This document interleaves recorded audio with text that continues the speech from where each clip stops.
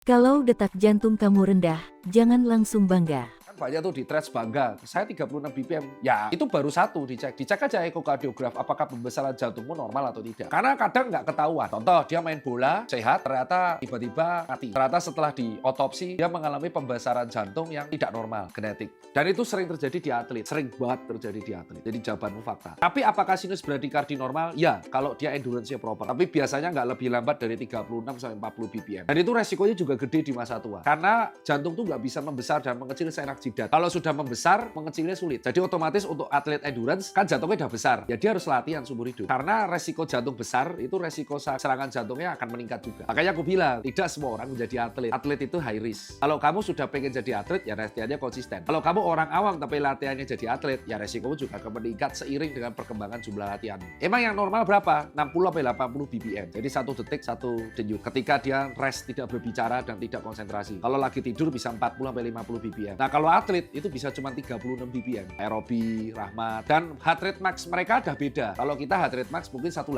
190. Bagi atlet 170 itu udah tinggi. Karena ingat jantung atlet itu besar. Paham ya? Itu loh kenapa makanya kalau mempelajari sesuatu itu jangan setengah-setengah. Makanya kalau ada orang bilang kok bisa sih Mas atlet Roby Sianturi itu heart rate-nya nggak pernah 170 karena jantungnya sudah besar. Jadi mungkin kalau dia 180 udah kolaps. Bahaya malah. Mungkin max HR-nya turun 175. Semakin besar jantungnya, semakin efisien dia kerja dan semakin besar resikonya. Makanya atlet itu ya harus latihan terus. Kenapa dia harus latihan? Kalau nggak latihan akan masalah nanti buat jantungnya. Jadi gejalanya adalah habis lari, pensiun terus nggak lari lagi. Wah ini gede resikonya. Malah serangan jantungnya akan meningkat. Makanya sering terjadi kan kematian atlet justru pas pensiun. Nah makanya paling bagus adalah habis pensiun bola dia nyebrang atlet maraton gitu. Jadi orang yang udah jadi atlet ya selamanya akan jadi atlet tapi di beda cabur. Misalkan dulu atlet lari, sekarang triathlon. Dulu atlet renang, sekarang triathlon. Dulu atlet badminton, sekarang atlet pingpong. Nggak bisa jadi kayak gitu. Tapi orang yang jadi atlet ya sampai kapanpun akan jadi atlet. Sama juga kayak Mobile Legends. Orang yang sudah terbawa Mobile Legends dia akan mengalami gangguan di bagian sininya. Jadi kayak gini getar terus. Ya itu udah resiko. Makanya aku bilang atlet itu berjuang demi uang, demi medali. Gaya hidupnya ya